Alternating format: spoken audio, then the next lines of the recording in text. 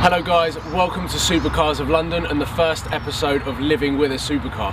I thought that it's time that I bring you on my journey, come along with some of the adventures and find out what it's really like to own a car like the Audi R8.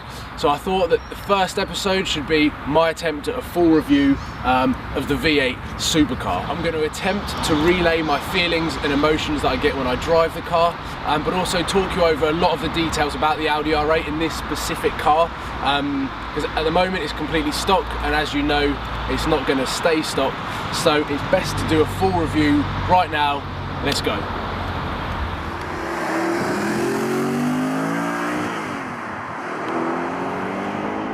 As you guys know, I've never actually done a review of driving a car. I've always been in the passenger side, so this is the first one, so bear with me. Don't go too harsh on the comments and some of my stats. But what we have here is a 2008 57 reg Audi R8 V8. It's a 4.2 litre engine that propels this car from 0 to 60 in 4.6 seconds, and it's got a top speed of about 187 miles an hour. It's four-wheel drive system, which is pretty similar to the Lamborghini Gallardo, as they're both the same sort of car. 70% to the rear and 30% to the front, which makes it quite fun in the wet.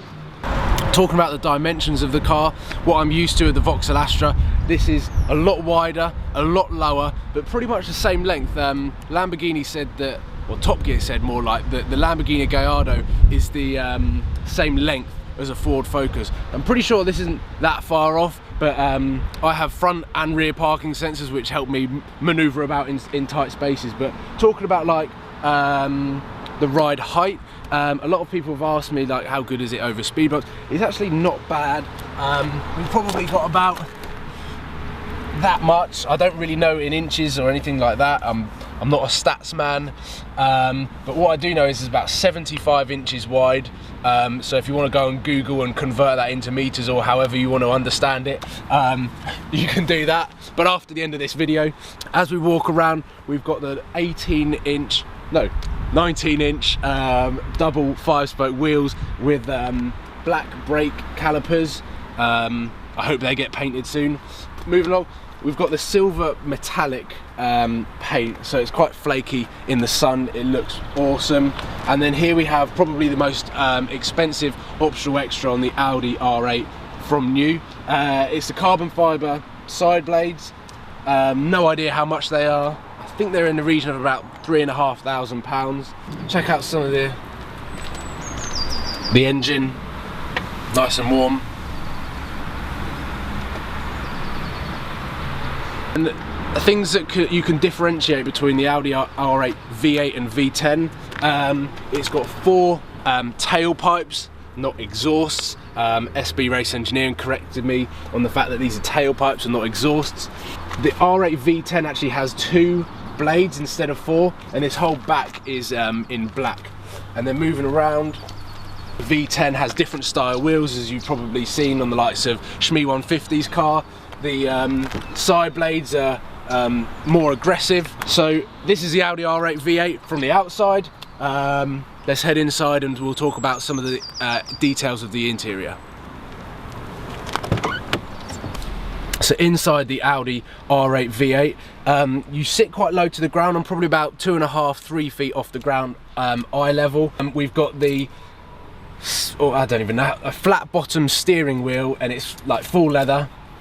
So it's nice to have when your hands are like that, but it's quite weird and quite funny to get used to having the steering wheel with a flat bottom. We've got a hell of a lot of carbon all around here, which again is optional extras. And then ahead of me, we've got some controls that you can use to do the sat nav or the music system. But the overall seating position of the car is actually very central. The steering wheel is exactly where I'd want it to be. The pedals, again, exactly where you want it to be. I've watched reviews of Top Gear and things like that saying that Lamborghini and sometimes Ferrari don't get the driving position right. You've got your feet over there and you're... But for the Audi, of course, as being German, it's absolutely perfect. And then if we start it up, you have to put your foot on the clutch, steering wheel in, and you see the dials go crazy for a bit. and it all sort of goes red. Copyright issues with music. And here we go, let's go for that. There you can see that we've got the SD cards. That's also where the sat nav sits as well. I haven't even used sat nav. So there's a lot of nice cool features. We've got auto dimming lights, electric seats, we've got electric folding wing mirrors. I'm not sure whether you'll be able to see, but that's also quite cool when I'll be parking in London. And overall it's just a really nice spec car. And obviously when you start it up you get the big V8 grumble. So we'll go and take this car for a spin.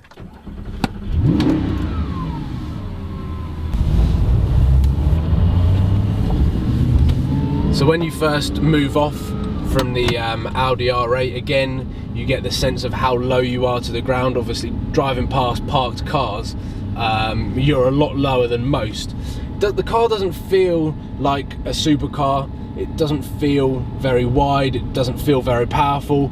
And you can really drive it very sedated and sort of pootle around town in it and get decent miles to the gallon, which of course is always on my mind. Driving this car, having gone from the Vauxhall Astra, which probably got about 500 miles to a tank, and it cost about 65-70 quid to fill up, whereas this, I get about 300 miles to a tank, but it cost me £104, as you saw when I epically failed the first fuel stop. But you probably have to wait around 10 minutes before the oil of the engine warms up and you can really get this car going. But luckily I've already warmed the car up so we can go pretty much straight away. Talking about the sound of the V8, not sure whether you can hear it, but it's actually quite whirry at the moment. The V8 is very quiet.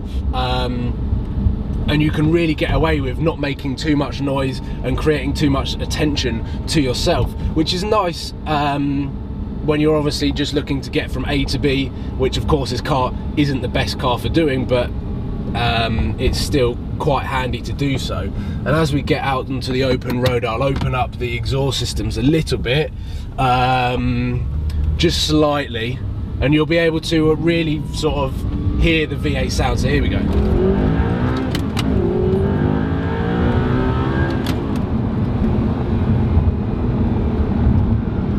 See what I mean? I didn't open the exhaust up too much, but what I did do was absolutely nail it to the floor and didn't change gear until 7,500 revs, which just opened up the exhaust and really gives it that epic V8 sound. I get addicted to it. I really get addicted to putting my foot down in this car, because the great thing is about the Audi R8 V8, a lot of people have said, well, it's not really a supercar, but what I found when testing my first supercar with Premier Velocity was some of the cars that we tested, like the 458 and the McLaren 12C, are almost too fast for public roads. As you know, the 12C actually gave me a headache. And the 458, it's so fast, but it's also so dangerous because you can lose your license like that, whereas this is manageable power. We've got 420 brake horsepower, and it feels like, I mean, I'm 23 years old, I've jumped up from a Vauxhall Astra 1.6, and it didn't take me too long to get used to the sort of the power surge that you get in the car. So we're doing 2,500 revs now, 30 miles an hour in third gear, and just put my foot down and it just wants to go. The Audi R8 was created to be a rival to the Porsche 911,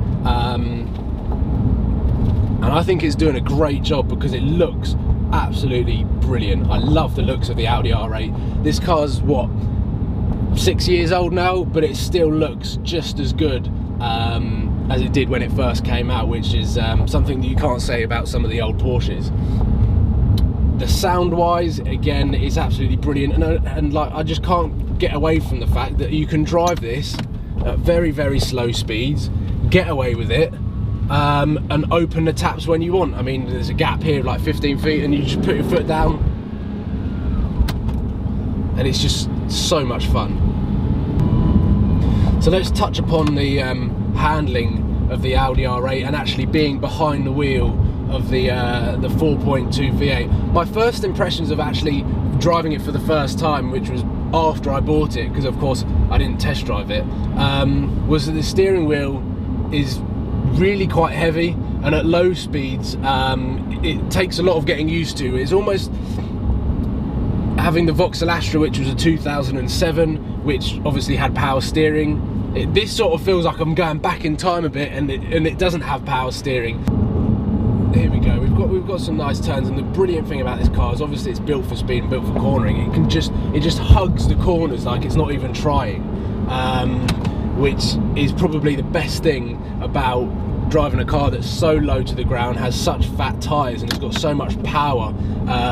Driving the Vauxhall Astra, the tyres are probably half the width, so when you're going around a corner, like, you'll feel like you're going to topple over like a bus or something like that. But like driving around, like with the traction on, obviously,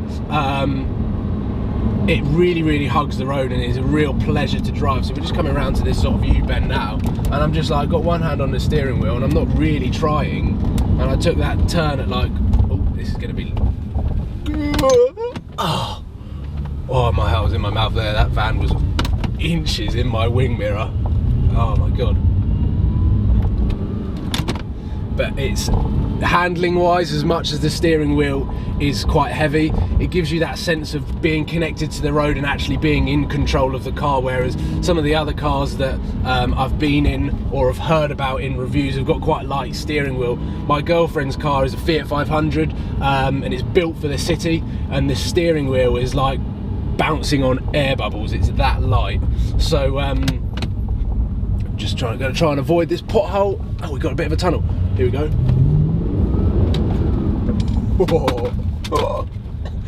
There we go, there's the brakes. What the hell? We've come to an impromptu car boot sale or something like that, and I don't really know what's going on. And they're realising that we're videoing. What's going on? I have no idea, but we're getting quite a lot of looks for interrupting, I think is the word.